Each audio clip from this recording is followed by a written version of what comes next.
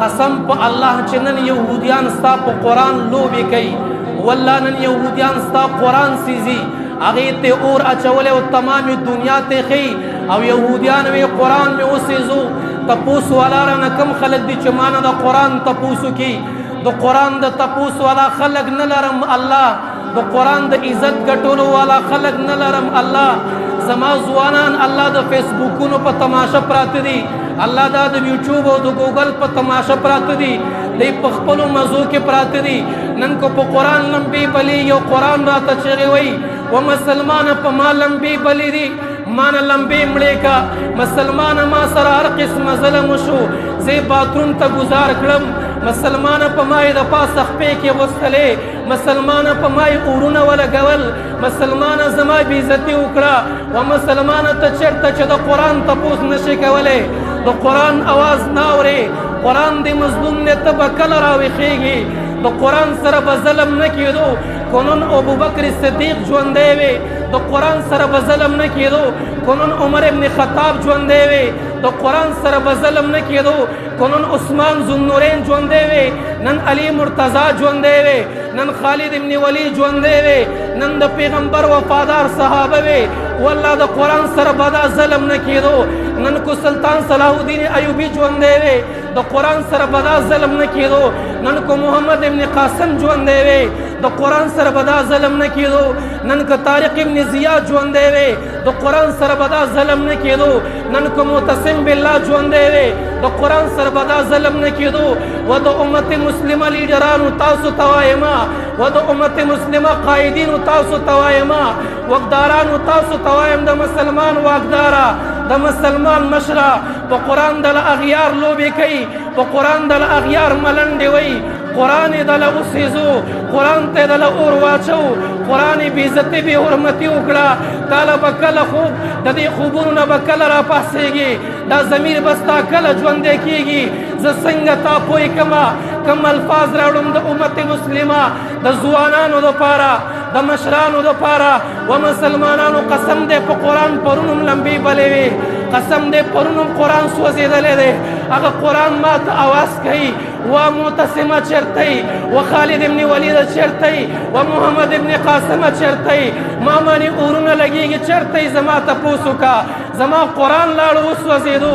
موږ په خپلو مزو کې پراته یي، موږ په خپلو نشو کې پراته یي، موږ په خپلو تماشو کې پراته یي. مسلمانه ستا سترګو له اوښکې قدرې رانغلې، تا له ژړا درنه راغله، تا ونه ویل چې الله ولې په قرآن لمبې بلیږي، الله ولې قرآن سوځي، الله ولې کافران مې په قرآن ملنډې کوي، الله ولې کافران مې د قرآن په قرآن د پاسه لوبې کوي. او د دنیا کافرانو یاد وساتئ، کو ته زما په قرآن لمبې بلې کړي، په دې باندې زما د زړه نه د قرآن عظمت نشي ختمولی، د قرآن وقار نشي ختمولی، د قرآن عزت نشي کمولی. ته به زما قرآن سېزې، دا قرآن زما د بچو په سینه کې پروت دی، زما د قرآن بېعزتي نشي کولی. ځان مه خواروه، کو غیرت درکې وي، کو غیرت درکې دی. زما قرآن چې کوم چیلنج کړی دی هغه چیلنج ته تیار شه. زما قرآن وی د قرآن په شان کتاب راوړه، د قرآن په شان لس سورتونه راوړه، د قرآن په شان یو سورت راوړه،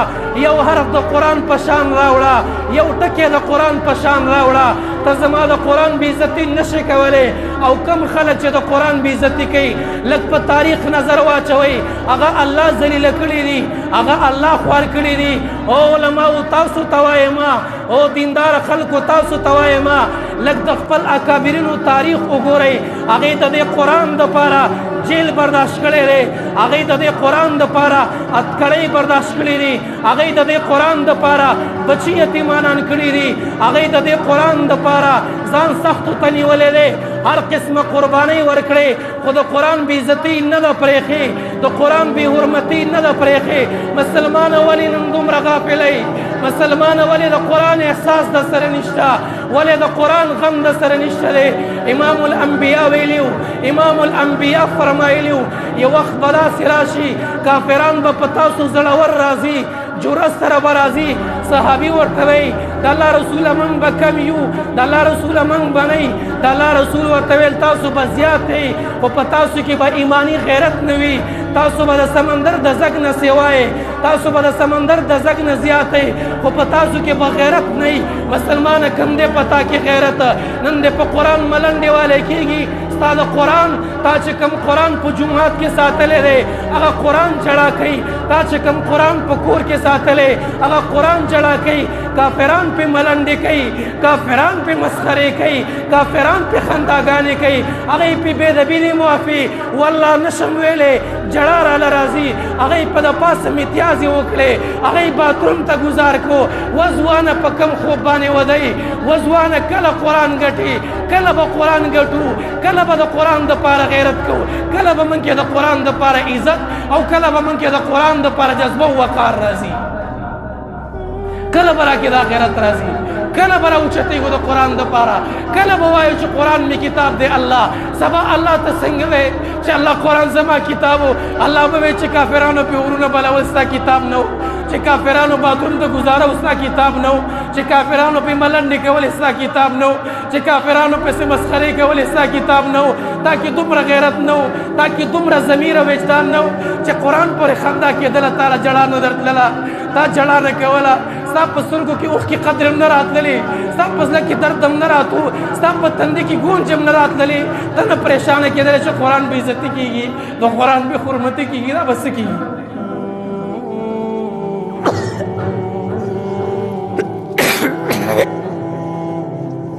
څوک یې تپوس راله وکړي په یهودیانو یې وګټم په عیسیانو یې وګټم په کافرانو یې وګټم ته نه ګټې څوک یې راله وګټي ته قرآن نه ګټې څوک قرآن وګټي تا ته ونه جاړم چا ته وجاړم